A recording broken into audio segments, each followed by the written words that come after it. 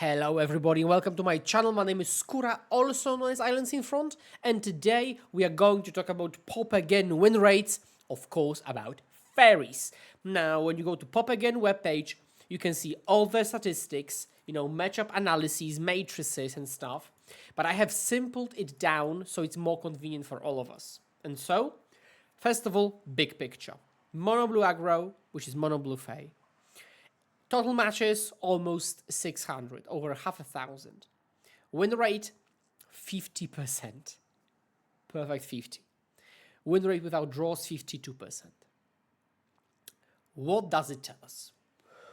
It tells us, on one hand, that it's a perfectly balanced deck, right?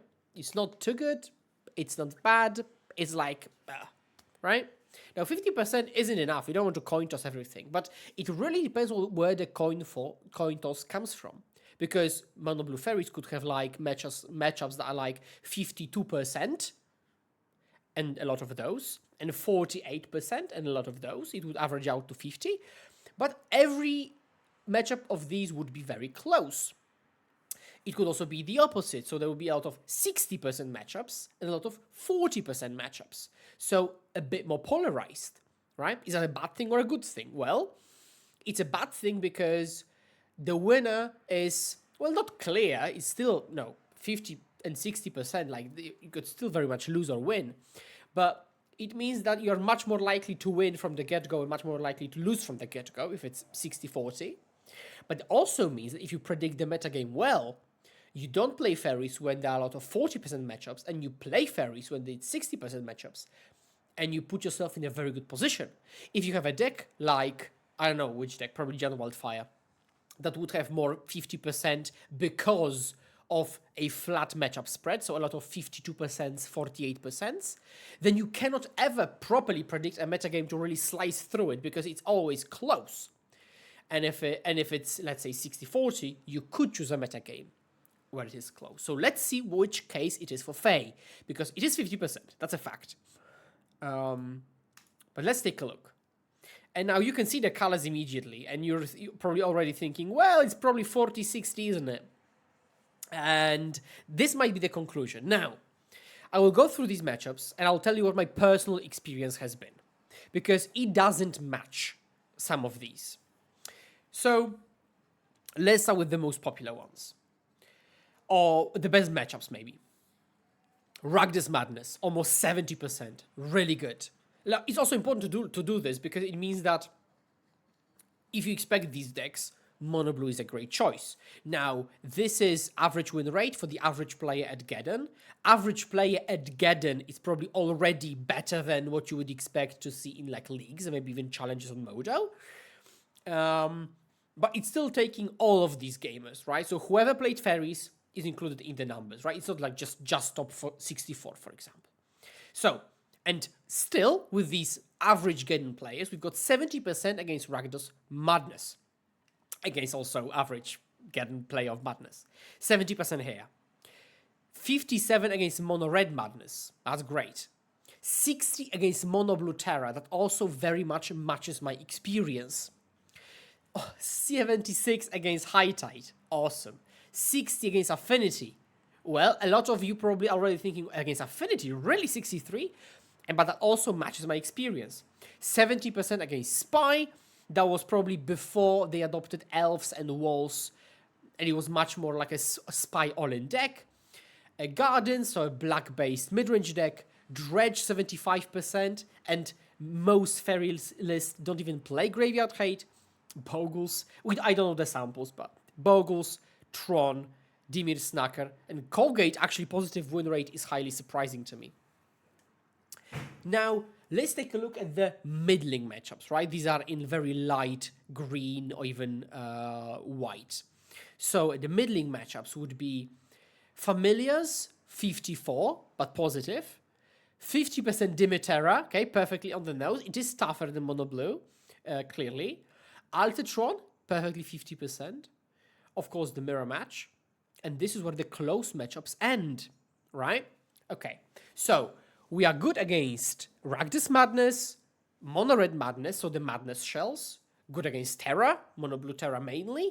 but Dimir Terror we can still fight, and the combo decks of High Tide and Spy, and then black-based mid-range decks, so Affinity and Gardens. But also not really, right?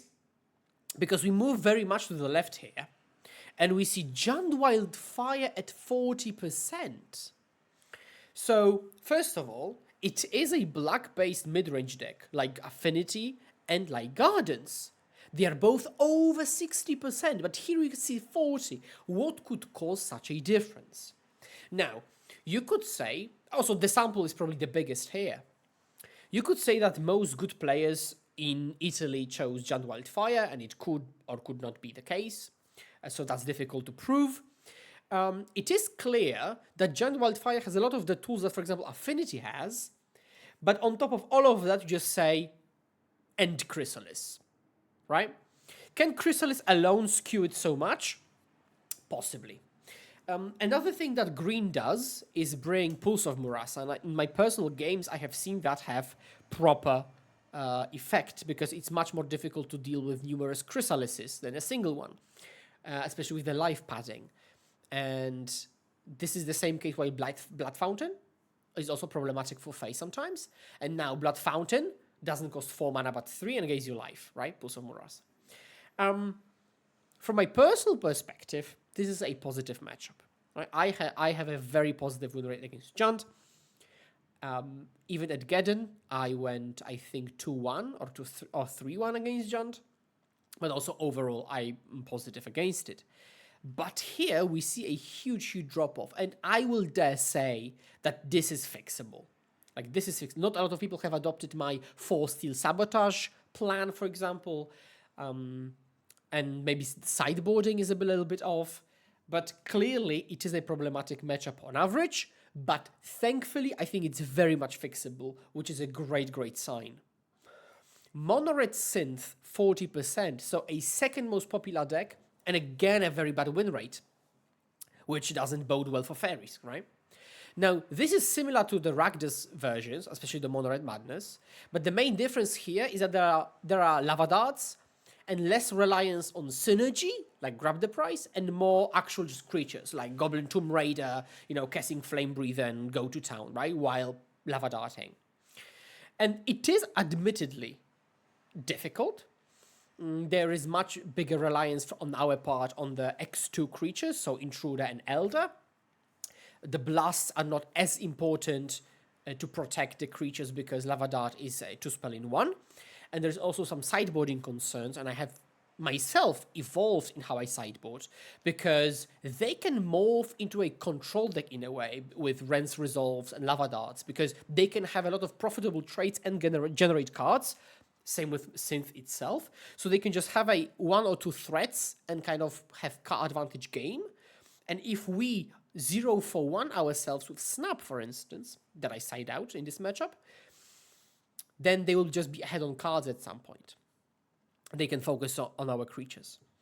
And again, I think it's fixable. I again went 2-1 against it at Geddon, so it is very much possible to make it at least close, if not just positive.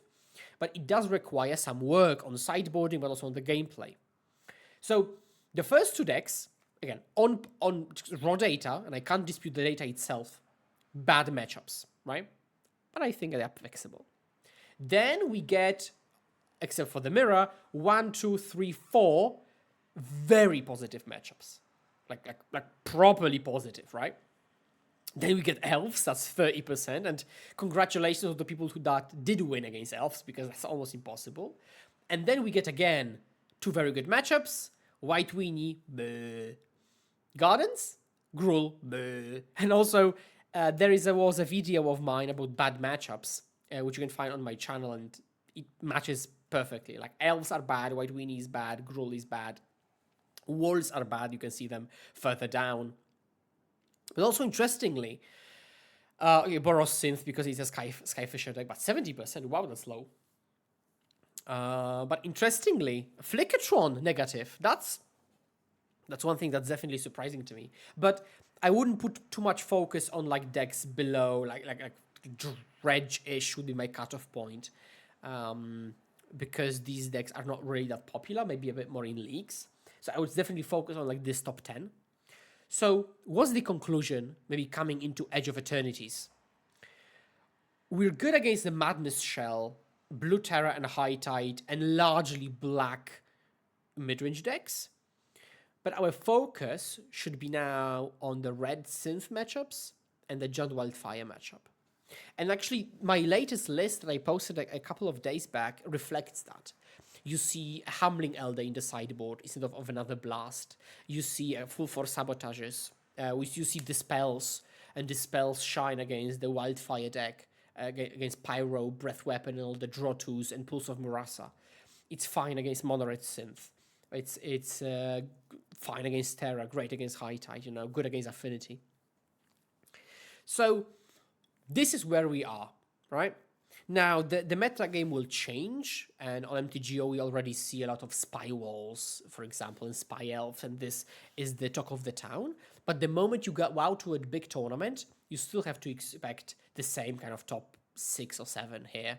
And I think it gives me a lot of confidence knowing that we're positive into black midrange here, as I said, Grixis Affinity Gardens, with the fact that we have to maybe fight a bit more against Jund Wildfire, positive against Mono Blue Terra and High Tide, so the other blue decks of the format, and then into most red shells, except for Synth specifically. It also allows you to narrow down the options to how to build your deck. Of course, you cannot forget that any change you make might make other matchups worse. So have that in mind. Like if you just cut, annuls or sabotages because you think that Affinity is a good matchup, then you're losing out against that Affinity deck, for example, against Jund Wildfire. So you have to keep that a balance.